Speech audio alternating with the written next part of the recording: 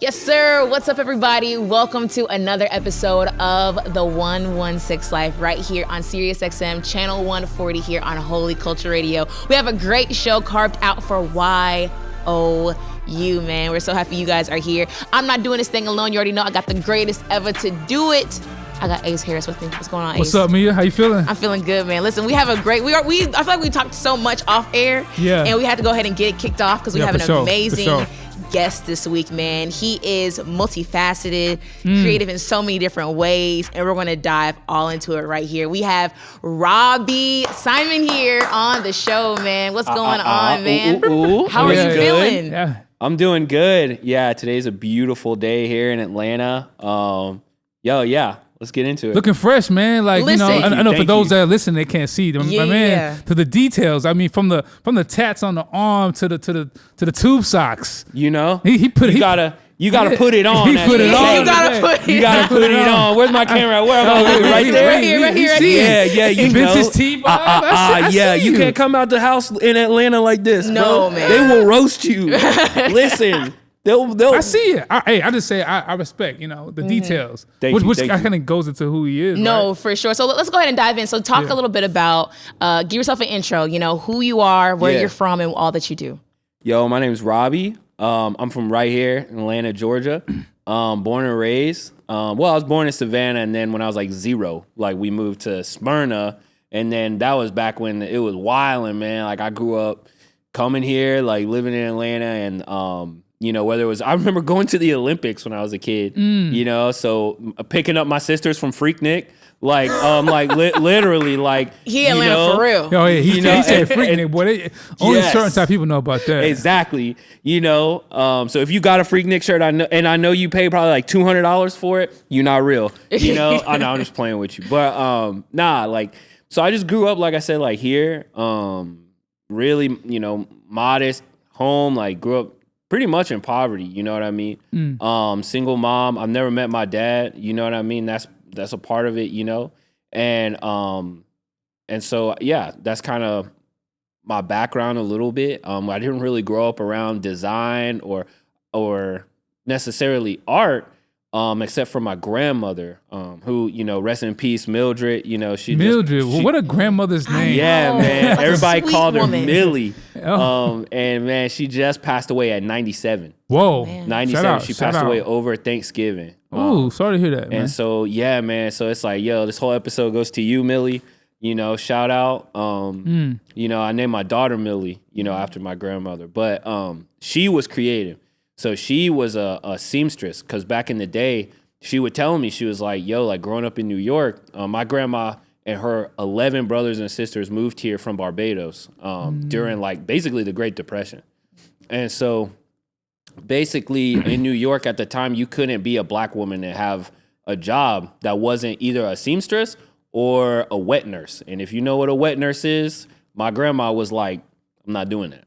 So that's basically where you breastfeed other people's children. Oh, You gotcha. know? Oh, So it's okay. like, those were your two fates. My grandma was like, yo, I'm gonna be someone. You know? And so she made quilts, she made dresses, she worked for a different, you know, like a tailoring place. And then, you know, worked for a bank, and then like worked her way up. She was always crafty, always like creative in the way that she did things, you know? And so it's just wild. Like every time I talk to her, like I learned something different. So a lot of that creativity just came from being around her so much. You know, she was like my first best friend. You know, like we did everything together. And so really, yeah, that's kind of how it started for me. That's amazing. Listen, so you said creative, but I feel like you kind of like skated on it. You know what I'm saying? We got to dive into all that you do. So I know that you're a furniture designer, but you do so many amazing things. So can we talk about like how your creativity, what you currently do, but how that's progressed over time, the different things you put your hands to? Man, I think I've always been, like I said, a visual person. And so whether it's something that I think I see, I grew up, like I said, you know, latchkey kid, you know, raised by the TV. And luckily for me, I had the, you know, pleasure of like just watching amazing movies, whether it's shows or just having, being my sisters are 7 and 10 years older than me too. Oh wow. So I was like by myself a lot. Oh wow. So whether it was like I was drawing, like Pokemon, like, I remember doing that in the living room, drawing Dragon Ball Z characters, and luckily, like if you watch anime, it's like always beautifully captured cinematic moments. That's one of the key telltale signs of anime is like the picturesque quality of everything. Right. And so, I think that's what led me to my first kind of, well, not really first, but like one of my creative endeavors, which is like photography. The first creative thing I ever did though was I played drums. I played drums pretty much like my whole life. I went to school for drums after high school. I got kicked out of that school. Because I was a hellraiser. Is that a bad word? Hellraiser? That's like, I'm not trying to curse or nothing. No, you can say hellraiser. Yeah. That's I was a rapscallion, as they say. And so I was on that. I was moving. I jumped off the porch. That's what we say. Yeah. And so yeah, man, I played drums my whole life. What got you into drums? Like what? You just started like I grew up access like what? Yeah, I grew up going to church. We grew up, in Smyrna. There's a Black Baptist church that's still there. Like it's called Greater Zion Hill. I feel like I've And it's like over there by Cumberland Mall. Okay, and so I grew up like that's where we went to church as a kid. And my barber was the drummer of the church, and I used to sit back there and like just watch him. I was so fascinated by it. And so he gave me a pair of drumsticks, and this is how I learned how to do anything. I'm gonna break it down. So like basically, I pictured myself, and this leads me into the next segue. But like I pictured myself doing that thing. It sounds stupid, but it's like it's not. Like it's like the imagination is like the most powerful tool God has bestowed on humanity. Facts. And what I was, one thing I want to say is as kids, people think that kids are fearless. They are not fearless. They're not. They fear real things. Adults fear fake things. Think about some of your greatest fears. Think about it. Everything we fear about, we imagine, like most of them, whether it's talking that conversation you got to have with your boss that you ain't had yet.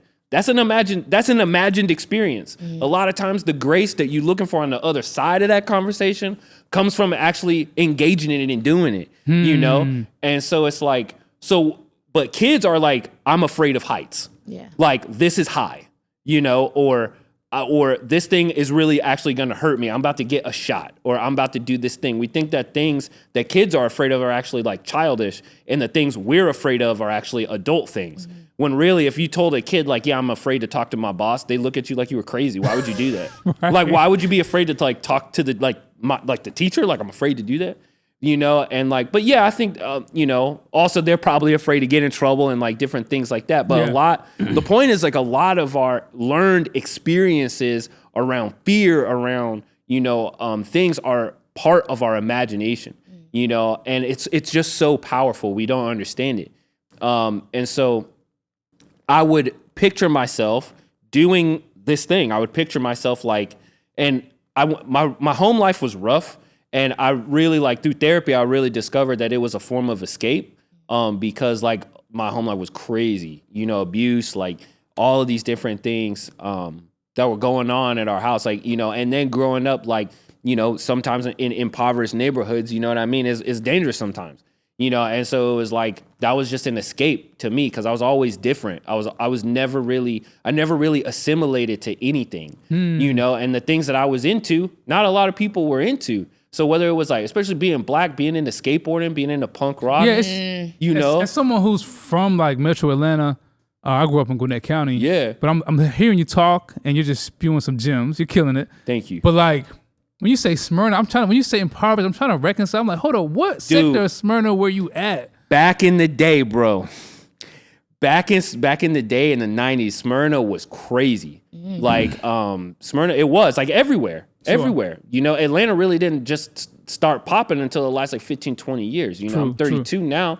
So it's like back in the 80s and especially the 90s. before the Olympics, so that basically we're on the west side right now. And so whether it's like the edge of Smyrna going into the west side, you know, all of that area right there. Oh yeah, it wasn't the same as what it is now. Because it's like, and it then was nothing. When I'm hearing you speak, I'm thinking about like some people have a typecast of what an Atlanta person who's the black male from Atlanta has like a certain like typecast. Yeah. But then I'm hearing you talking, I'm like, no, this is like giving me like Childish Gambino, Andre 3000, because you're from Atlanta. Yeah. But Atlanta's very multifaceted, the kind of people we produce. And I think sometimes the artistic, eclectic people don't get enough like credit for being like from the city. So say more about that growing up. Oh yeah. When you're not assimilating and stuff like that. Yeah, man. Like I said, so, you know, because I didn't assimilate, because I didn't, you know, really fit into, like you said, the not typecast, because I believe that honestly, like black masculinity or the African American expression of masculinity back then, you know, and even now, it's not bad, it's different. You know, I think a lot of times people will look at like the nerd, like the Lupe Fiasco, like, you know, or Pharrell Williams, you know, which like my sister I remember my sister growing up, actually, she used to tell me, she was like, you remind me of Pharrell. And I was like, who is that? You know, because again, my sisters are 7 and 10 years older than me. So by this time, you know, I mean, they was in it, you know, they was in the culture. So it was like, yeah, let me hand you this NERD CD. Right. And like literally handed me like the CD with the pamphlet. And I thought Pharrell looked so cool. Like, and I was like on the cover, they were sitting on the couch like, you know, playing PlayStation. And I was like, whoa, this is so tight. And I loved like the logo that was designed by Shepard Fairey.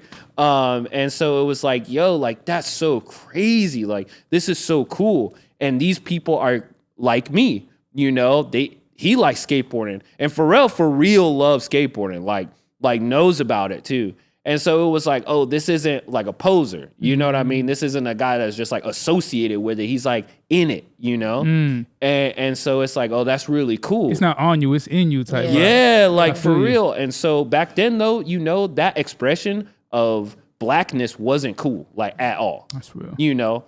And so for real, that's what I mean by sometimes it was like low key dangerous. Like you get popped off on, or like you get in fights. You'd have to defend that. Yeah. You know, you gonna wear them skinny jeans. You better give me a reason. You know what I mean? Like, hey yo, like it's like yo, you bought them things from where? Like, hey yo, like we fighting. You know what I mean? Like it's like it was like what I don't understand that, but it was just kids being kids, and I think a lot of times it can lead to self-hatred if you don't have an outlet. So for me, it was drums. So that's how I taught myself drums, was like just a little kid. Like I said, I don't know why I would do this. I would face the wall with those drumsticks that I was describing, and I would just play along to songs that I would play out of my boombox. So one of my friends, Shannon, shout out Shannon Gazaway. I haven't seen you in years, bro. I don't know where you at, but thank you. You changed my life, dog. We were sitting on the bus, and if you knew back then, they didn't have wireless headphones, so you had to take the earbud out one ear, and you had to stick it in your partner's ear on the other side, bro. That was pre-COVID. Y'all don't know nothing about that. And so it was like you had to stick it in your partner's ear. So it was like, yo. So me and Shannon, bro, we was best friends.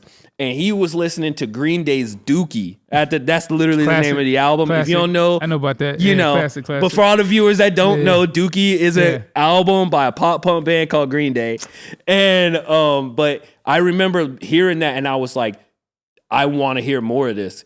And so he was like, all right. So he was a rich kid. So we rode on the same bus, but he lived in a different neighborhood than me at this time. So he lived in the other side of town, and he was getting up. He popped open his Sony Walkman and popped out the CD, put it in a napkin, and just handed it to me. And I was like, it was like I got handed like gold, bro. I took it home, and I learned the whole CD from front to back, but without a drum set. Wow. So I knew, because I watched the drummer, what he was doing. So I imagined myself doing that thing. I knew where the cymbals were. I would just close my eyes and do it for hours. And again, like, you know, post-trauma therapy, I realized that was a form of escape, but it helped me. It helped secure me. It kept me out of trouble, you know, because there were, like, you know, like anywhere. There were just kids doing the wrong thing, people doing the wrong thing, and that just kept me safe. So naturally, because I got into that style of music, I also didn't fit in with another group of people, which were Christians, you know? And I grew up in the church. So, but they were like that at the time. It was like Columbine had happened, you know, all that stuff. And it was like, if you listen to that stuff, you are the problem. And I was like, these are my homies. Like, these are my best friends. They're kids with messed up homes like me, you know? And it's like, I'm not hearing that, you know?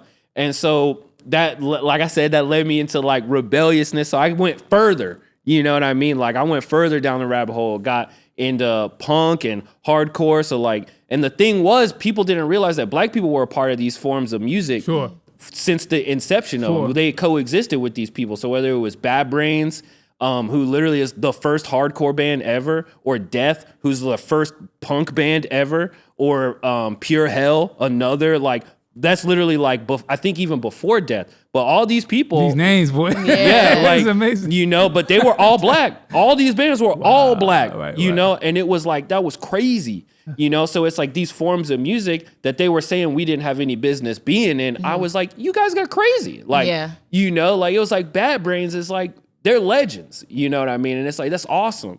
And they started something. They started a form of music, you know, that we love today. You know, I mean, hip hop artists everywhere, you know, like whether, I mean, it wouldn't be a big deal if you saw Yeet in a Bad Brain shirt. Wow, you know what I mean? You know, it wouldn't be weird. It would be like, oh, he's representing part of that culture. Sure. Rebelliousness, or like, that's what they thought it was, but it was like a positive outlet of negative energy.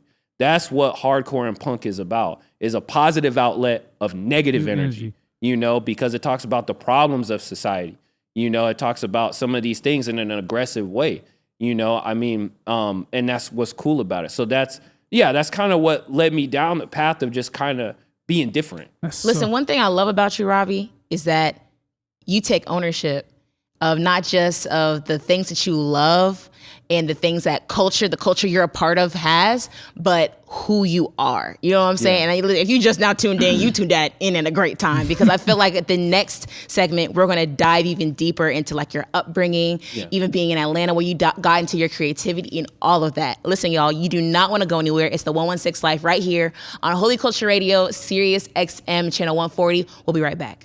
We're back right here on the 116 Life here on Holy Culture Radio on Sirius XM Channel 140. Listen, I got the one and only Ace Harris with me. Ace, we got a great show so far. And we just now cutting into it. It's great. We just now getting into it, man. We got Robby Simon here with us here on the 116 Life. And we talked about so much, and we got to dive in a little bit deeper, Robby. So let's talk about like your upbringing a little bit more. You talked about living in Smyrna, with being creative, things like that. Talk a little bit more about your upbringing and what life was like for you as a creative at a young age. Yeah, so, you know, as we were talking, you know, kind of like off camera, you know, like Smyrna, as we know now, is booming. They moved the stadium up there. So it's like, that's where the Braves play. But back in the day, there was, you know, it's like many of Atlanta suburbs, you know, it was just like nothing, you know, there really wasn't much there. It was different. Then Atlanta, the makeup is different. So like anywhere outside of the perimeter, you're literally either in cow country or you're in between. Like the poverty can be like across the street, and you know, apartment complex can like differ, you know, so much. And some people, it's like that's where they do everything. I remember the apartment complex we lived in. There were tenants there that had lived there for like 30 years, you know, and it wasn't nothing. They used to babysit me. I would like go downstairs while my mom would go to work, and they would like watch me, you know, this like old couple. You know, that's what's crazy as well, is because like back in the day, you actually had old couples living in apartment complexes. Now, I don't know if I don't know the last time you seen like an elderly couple in an apartment complex. They got assisted living vibes. You know what I'm saying? Yeah. So it's like, you know, the makeup is just different, you know, domestically everywhere. So, but yeah, I'm not saying it was like Watts or something like, you know, in the 90s, or like, you know, East Los Angeles in the 90s or nothing like that. But it was just different. It was just poverty, you know, you know, and with poverty comes like different problems. You know what I mean? A sense of escape, like, you know, check cashing places everywhere. They'll have like 15 check cashing places and loan sharking places before they have like one hospital. You know, that's what I mean by like poverty. Like, it's like you're surrounded in a system of like debilitating, like taking things from you, not uplifting you. So how did you get uplifted? Because I know you talked about how like playing drums was like an outlet for creativity and also like an escape. How did you uplift yourself out of that through creativity? And like, I think it was, like I said, I think it was a form of therapy for me. I think it was something that like God used for me to like really engage with the world, and with imagination comes great things, One of the things is like, Atlanta's always been wrought with like different problems, but it's also like the home of, like you said, Andre 3000, Martin Luther King. You know what I mean? Like his house is like down the street, it's like, that's crazy, and it's like that man's imagination changed history, like it was not thought of before that black people were like equal to white people. Like that's nuts that to one guy and his friends change the world, and that guy is from our city. And it's like I think imagination can change the way that reality looks in a positive way. I think that's the way that we can connect with our higher power, our creator, our God. I think that is the way that we can connect with him, is through one of the many ways we can connect with him is through the use of our imagination. And so, whether it's thinking of like, whether C.S. Lewis thinking of Chronicles of Narnia, it's a way of embodying a story, or my favorite is Lord of the Rings. I love Lord of the Rings. It's so deep and so immense, but it has so many correlations to reality, but it's imaginative and it's world building, Talk about how, like you mentioned how your foray into like punk music and the arts, and that kind of like opened up your imagination. But however, in the church, it was like frowned upon. How did you reconcile yourself back to, or maybe you were always with things of like the faith that like built your imagination and didn't stifle it? Like, so that was one of the things, was a lot of Christians don't realize there were Christian punk and hardcore bands. Like they would, like I remember in Orange County, there would be these like monks who would like come to shows with like pamphlets. They still print the zines now. It's called Death to the World. And it's about their Orthodox monks, so like Eastern Orthodox monks. And they would come to punk shows and like pass these pamphlets out.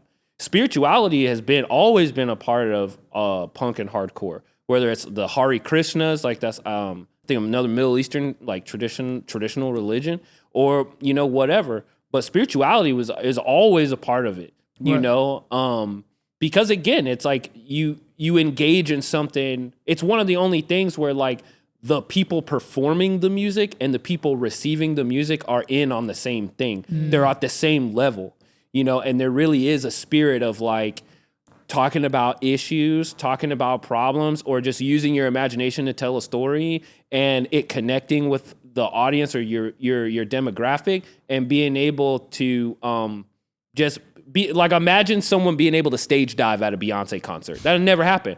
But it's like her music connects with so many people. Hardcore is one of those things where it's like, it connects with me the same way, but I can engage in it. I am a part of the show. I am a part of the performance. There's no difference. There's no separation.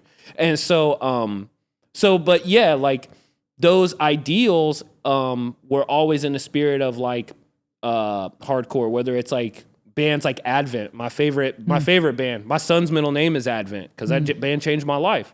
Like in what way? Man, like they have a song called Revival, and I think the lyrics are like, there's a light in my heart, a catalyst to ignite the spark. There's a name on my tongue, Emmanuel, God with us.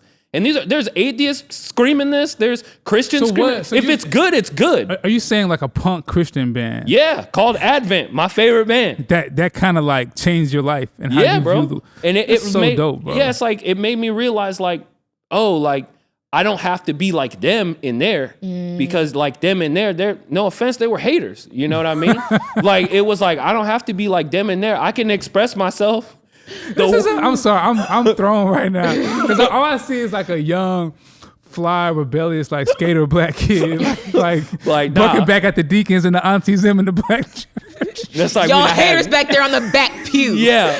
Shout out to all the haters. No, and they just being like, man, that was a hellion, man. Yeah, I mean, and I think they didn't have the tools. Nah, yeah. If you went to the black, they probably just didn't have the tools to understand that the faith is not boxed into this culture. Correct. And you were able to find and discover using your imagination other people that were expressing their faith authentically to the way God made them. Yeah. And that kind of gave you a space. I mean, if you didn't have vans like Advent, how would you have found a safe space and a way to lead you to the Lord in a way that was like authentic to you? You know what I'm saying? Yeah, and I think it's beautiful. I think all expressions of faith are beautiful. I like a lot of people are like, the Catholic Church, that seems like a too like religious, or this or that denomination, it seems like too like stuffy. And it's like, nah, tradition is beautiful. Yeah. Like, I remember learning about Ethiopian churches. Ethiopia as a Christian place, like their churches date back to Jesus, literally Jesus, the time of Jesus. And it's like they would carve churches out of mountains, like into the side of mountains. Like you should look it up whenever you get a chance. Like the churches that Ethiopia has in them that date back that far are beautiful. And it's like, it's full of like rich tradition that honestly fights against some of the, systemic kind of things that they be saying, what I mean? About us, like, it's like, nah, like this dates way back there, like it's not some like, no offense, it's not some whitewashed religion. It's a religion of illiterate Middle Eastern farmers that decided that they want to follow this man named Jesus and they were willing to die for it. That's like the most like, no offense to me, that's so punk. Like, like they were willing to put it all out there. They like, I remember if you read Christian history,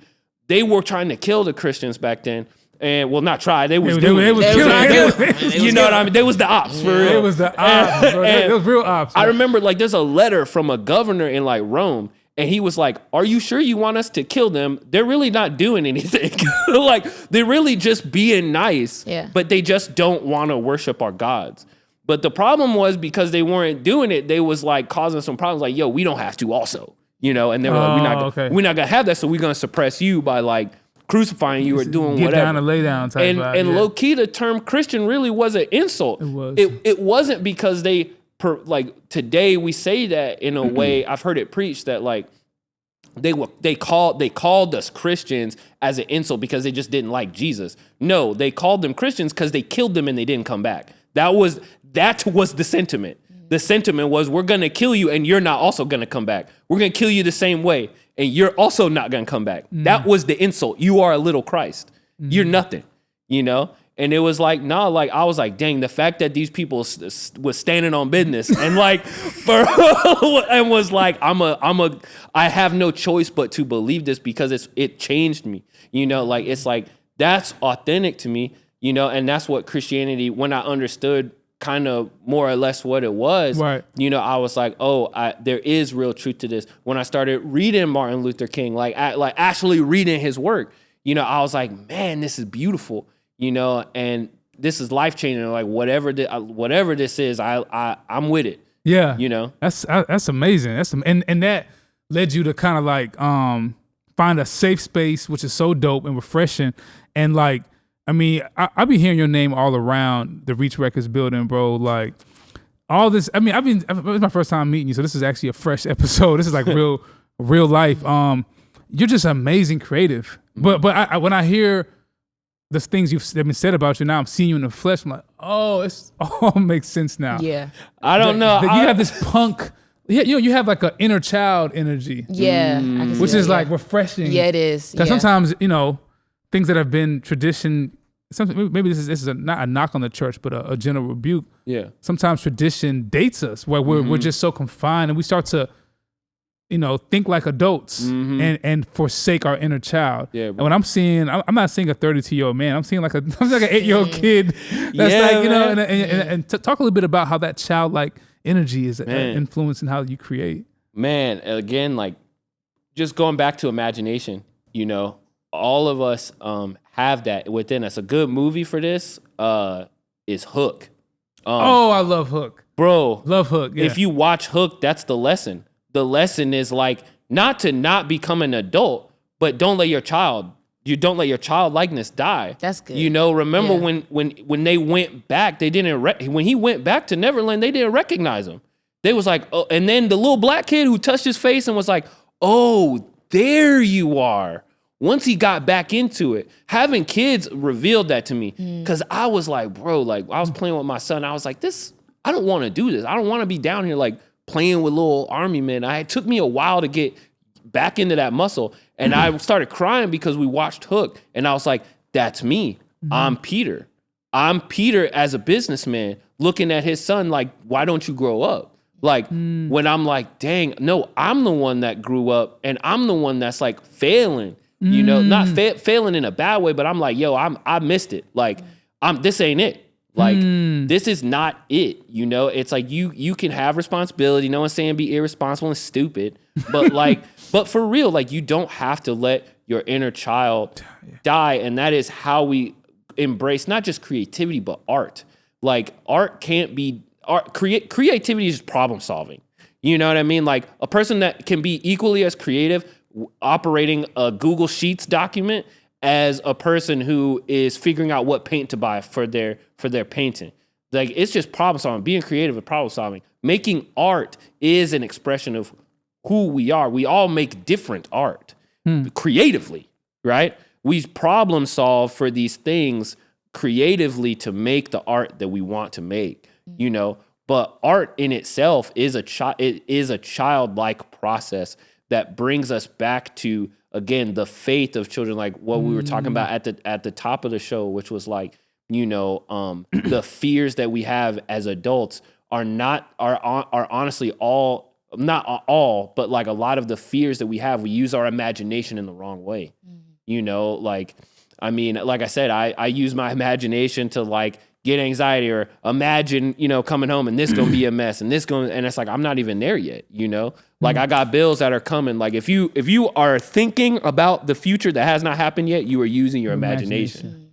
You know? Like if you are picturing something in your mind that has not happened yet, you are using your imagination for bad most of the time. You know? And it's like, why not use that in a positive way? Children use their imagination in such a positive way. It's powerful. And it's like you can launch yourself into I believe like what God had for you, you know, what God has for you, you know, by using your imagination. And it's powerful. That's so dope. That's so crazy you say that because earlier this week I came across just reading I think Matthew, I believe, but wherever Jesus says where the greatest in the kingdom is those who have faith like a child. You know what I'm saying? To be able to believe those things, have faith, that starts in your imagination. You know what I'm saying? And I feel like I'm with my people. Only because I'm telling y'all, I'm 26, but I'm really 12. I promise you. So it's so important, especially in a creative sense. People just, they did for you to have touch with your inner child, though, because it's like the possibilities were endless when we were kids. You know what I'm saying? So being able to create art in all its possibilities and not have any boxes, but you have to have that imagination. And when we come back, we're gonna dive into the Play.Room and to all those other things and to where you're able to put that imagination. So don't go anywhere. It's the 116 Life right here on Holy Culture Radio, Sirius XM Channel 140. We'll be right back. And we're back here on the 116 Live here on Holy Culture Radio, Sirius XM Channel 140. We were having conversation off air, but we had to just stop because we know we had to get this on the mic. And we were talking about, I'm going to go ahead and pass it off to you, Ace, because you were bringing up something very vital that you want to talk about. Yeah, I mean, you were saying how you were playing with your kid, playing with the army toys on the floor. I have a kid, I have 3 kids, so I definitely like relate to that. And you were like, man, this is so, you know, like dreadful, essentially. But you started to see yourself in that child and watching that movie Hook, and something hit you. Talk about where you were, what were you doing? Because you weren't always this developed creative that you are now. I mean, you are, but you had probably worked in a different sector. Talk a little bit about that. So like I said, I worked for a tech company in Atlanta at the time called MailChimp.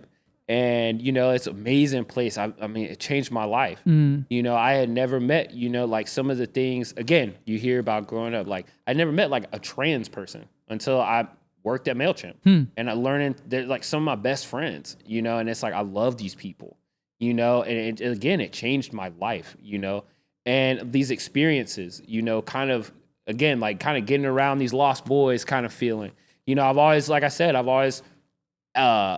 always recognized and aligned with people that other people would point at and go, that's the enemy.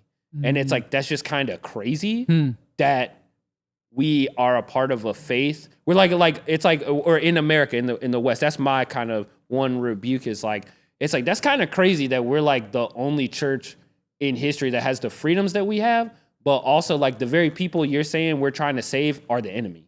That's wild. Right. like what society would be like that? Like, it's like, could you imagine going back in time and being like, hey, yeah, like culturally, we're not messing with them. Right. And it's like, but we got to save them. Like, you know what I mean? Or like, Jesus got to save them, but we ain't going to be it. They're the enemy. You know, they the ops. And it's like, that's wild, you know? And it's like, I'm going over there, you know? Like, I want to be more like Thomas. I want to touch the scars and see what's up. You know what I mean? Thomas is the kid with the most faith. A lot of people think that he's the one with the least faith because, no offense, none of us are going to go up to the thing that we are challenged on being the most wrong about. Remember what he was saying? He was saying like, hey, yo, essentially, unless I touch the scars, bro, I'm not believing you. Yeah. You know, and people say that that's a doubting Thomas. And it's like, that is crazy because when confronted with being the most wrong, what would you do? Like, this is God we're talking about. Like, he's talking about touching the scars of Jesus Christ. Right. Like, I'm getting defensive when my wife tell me I didn't flush the toilet. You know what I'm saying? I'm getting defensive off of nothing. Right. This person is confronted with being wrong about the eternal Jesus Christ. Right. And he's like, I'm gonna see about it. You know, and I'm like, that's real as a kid. Like, that's another childlike faith moment. But at the time, I was working at MailChimp, changed my life.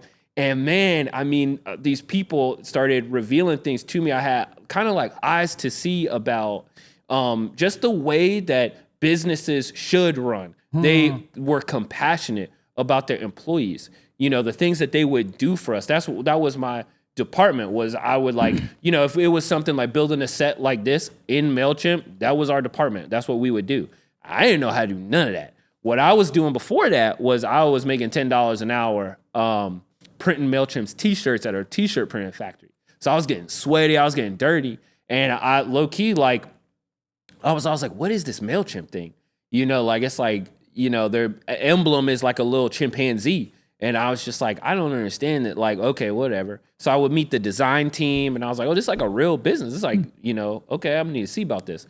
So my wife eventually like babysat for somebody on the team. I got an interview, and, you know, I joined up. And then after that, man, I mean, I didn't know how to do nothing. I couldn't read a tape measure. Like, if it was 1 or 2, you were good. Wow. But if it was any of the little ticks in between, I didn't know what that meant. You know what I mean? Like, wow. I ain't know nothing. But I told him, I was like, dude, I can learn anything. I promise. You know, and it goes back to that thing we were talking about in the other segment where it's like, yeah, I just imagine myself measuring things. Wow. And I would like look up YouTube videos about how, like, and I just got this like yearning for more, you know, but it was fueled by my imagination, you know, and then through that, you know, you start watching videos. I'm like, this person's measuring this thing. And I'm like, dang, man, you know, like, this is kind of cool. Like, wood is crazy. Like, you know, and it's a way to, it invited me back to just, again, like creation itself, you know, like, it's like how many times we pass trees in Atlanta, the city in trees, you know, and it's like, we just don't think nothing of them. Yeah. And it's like, the beauty is like inside the tree, you know, like this stuff just grows out the ground for free. I don't have to do nothing. You know what I mean? Like, that's crazy. And so, like, we would buy furniture for them, and I started learning about design because I wanted to get better at my job. So I was learning about interior design. I was learning about designers, like, of furniture. So whether it was like George Nakashima, Mies van der Rohe, or you know, Charles and Ray Eames, and even some, again, like, that was an underrepresented thing because I was like, where we at? Like, you know, and there really wasn't any. You know, there are some. you know, but it's not like, oh, wow, this wasn't a thing. This was an underrepresented group of people. Right.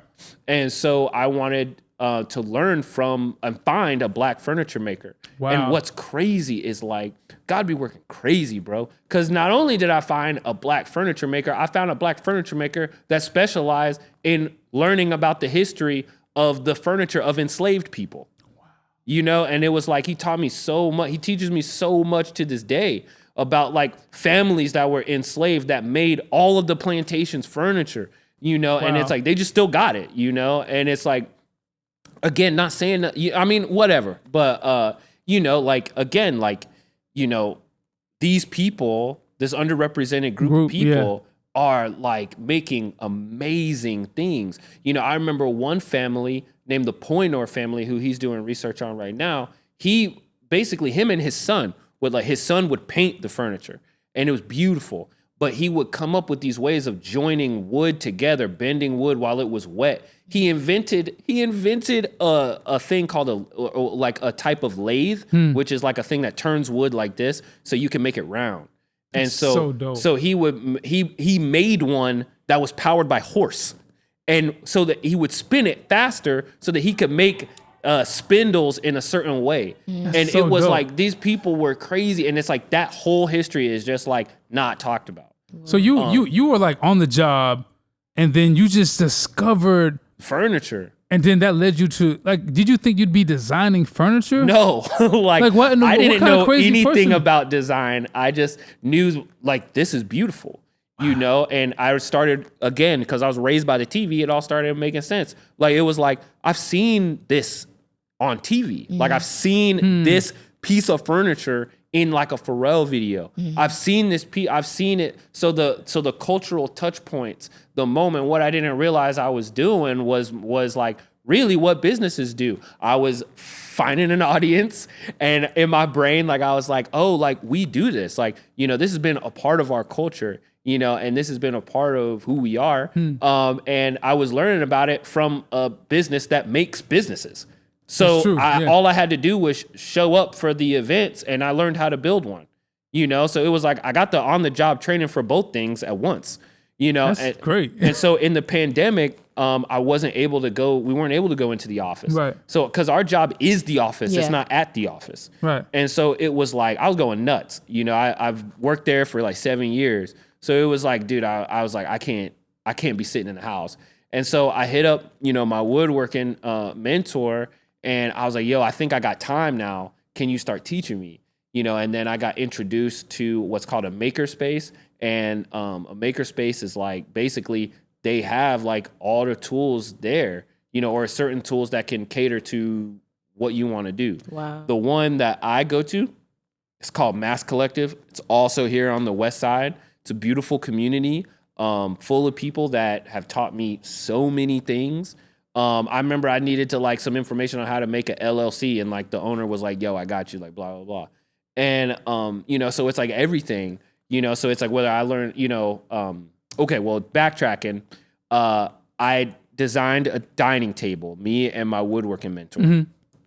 I already, because again, I started that process of like digging. I was like, if I built furniture like years ago, like for no reason, I was like, if I built furniture, where would I get the wood from? If I built furniture, where would I, like, how would I run my hands across this machine? And I was like, oh, that's the same machine when I got in there. And by the time I got in there, I kind of, like, it's not that I knew what I was doing, but I had pictured myself doing it. Imagination. Yeah. Again. I had pictured myself doing it so much because it would make me just happy to think about it, that I knew kind of what I was going to do once I got used to like feeling the vibration of the machine through my hands, running the wood over it. And then you turn it over and it's just like this beautiful like wood grain, you know, and all of these different elements of the tree that are right there. It's like you want to keep doing it. You want to reveal more of it. You want to finish your piece that you're making, you know. It's this like kind of journey of endless discovery until the end. And then, you know, once I started, you know, like thinking of the pieces I would build, like what would it look like? What world would it live in? What room would it live in? You know, sometimes I remember Virgil Abloh, who I praise very much because he taught me a lot. You know, like he taught me a lot. What were some of the things he taught you? Like, what did you pull from him? Man, he taught me that sometimes the room that the piece goes in is more important than the piece itself. You know, that if I design something that's a trash can and I put that trash can in an art gallery, it's art. But if I just put it in a room, it's a trash can, it's a piece of junk. If I put it in a garage, it's junk. If I put it in an art gallery, it's art. And it's like, wow, like art can be anything, you know? And so then once that unlocked itself to being a table can be anything within these certain parameters, that made me, allowed me to kind of go play with Legos like you would as a kid. You know, like it's like it can take any shape. It can take these shapes. And so if you ever look at my pieces, anybody, you know, I try to design them with these shapes in mind, like different, you know, like kind of like they're from another world, you know, like Dune or something, you know, like I love Dune. Dune is such a good story, and it's like other world. Like it's to me, my whole motif is, if I have a problem with society, you know, like, and what all these things are, if I change the way that it looks, maybe I can change the way that it is, you know? That's great. That's great. So I'm not. It's crazy. Now we're talking, and it all makes sense with your with having Play.Room and you having this childlike. You know what I'm saying? Like it's all making sense. So now I want to talk about Play.Room a little bit. So what is your goal for Play.Room? You know what I'm saying? Because I know that you have your collection of all your different furniture pieces, but I know because your mind just goes so far, you're inspired by so many things. I'm just curious to know, like, what is your end goal? What's the biggest you want to see for Play.Room? Man, it'd be cool. I don't know. It'd be cool if like weird childlike thing, bro. It'd be kind of cool if so there's this a video of Pharrell, and I think somebody handed him something, and he's just going, like, I would love for him to look at a piece of my furniture and just go like, facts, you know? Yeah. And it's like, that to me is like a childlike goal. Whatever steps, and that's the childlike goal, whatever steps it takes to get to that room is the steps it takes. So if it requires me to grow up a little bit, get the LLC going, do whatever the steps are necessary to get to that childlike goal. The adult steps it takes to get to that childlike goal are worth it. But I can't, if I make a real literal business style goal, I think it'll drown me. Man, this reminded me of what Jerry Lorenzo said on his article recently. Yeah. Kind of the similar thing with his new line about this is like a successful company. Yeah. Obviously fear God and very faith inspired, but he's echoing what you're saying about he doesn't set business metric goals. Yeah. But his goal is based on what he wants the experience to be for the end user. Yeah. And it's so countercultural, even as we're sitting in a record label and be where we sit with data and stats and metrics. But I think that's super dope that you're leading with the creativity. Yeah. And that's where it came from, which is literally being in a playroom. Yeah, man. And I think the analogy of that playroom in light of you playing Army Men with your son. Yeah, man. That's kind of coming full circle where it's sit down on the carpet, get into the playroom, have fun, and let that imagination lead you to something greater. Oh, yeah. And the other thing for a Play.Room that I want is to let people know that it's possible. You know, again, it's not just Black people. Anybody, I don't care what gender, sexual orientation, whatever, you can do this. If you want to design something, the world deserves to see it. And there are ways to make it possible. That's the one thing that's common about when people see me, you know, it's not just me as a Black person, but all of the different subcultures and things that you touch. Some of my friends in hardcore bands have, whether it's dang, they see it's I've always wanted to do that. And it's you can. Here's how I did it. I love this generation. A lot of people give them hate, the Gen Z or whatever, because they're breaking down gatekeeping. They are. It's there's no more gates. There's no more barriers, bro. The information is out there, man. The juke is up, man. And it's I love it. I love going on TikTok. There's a kid I follow on TikTok. He's an architect. His name's Nino. And he gives architectural tours of some beautiful buildings all over the world. And it's that's awesome. I get to show that to my son, and it's you could do that. When I was young, they didn't have a show about architecture on anything, but it's it's in my hand, and it's a kid made a career out of doing it, a kid. And it's that's so powerful and beautiful. I don't care. I'll watch this 1,000,000 times with my son, because I love that. It's like he gets exposed to a world that really wasn't possible for us to get exposed to, and it's like, I want that for all people, and yeah, so it's like, if you're out there and you've ever wanted to build something, you can do it, whether it's a company, whether it's a family, whether it's, whatever it is, imagine it and take the adult steps it takes to get there. Listen, we can wrap it right there. Robby, sure. I'm so happy that we had you on the show. Thank you for sharing, even beyond just who you are, but just what you know, what you believe. And because I know, even just us sitting here, you're so knowledgeable on so many things. And we're so excited to see the things that you're going to put your hands to. Let everybody know your social media, how everyone can learn more about the Play.Room and all those things. Yeah, my website is playroomisfun.com. My Instagram for Play.Room is playroomisfun. My personal Instagram handle, if you want, is bored, BORED .Robby with a Y, not an IE. Listen, man, we're so happy that you're here. And thank you for everyone tuning in. We're happy that you guys spent the last hour rocking with us, man. We're so happy that you all are here. And we'll catch you guys next week here on the 116 Live here on Holy Culture Radio, channel 140 on Sirius XM. See you guys next week.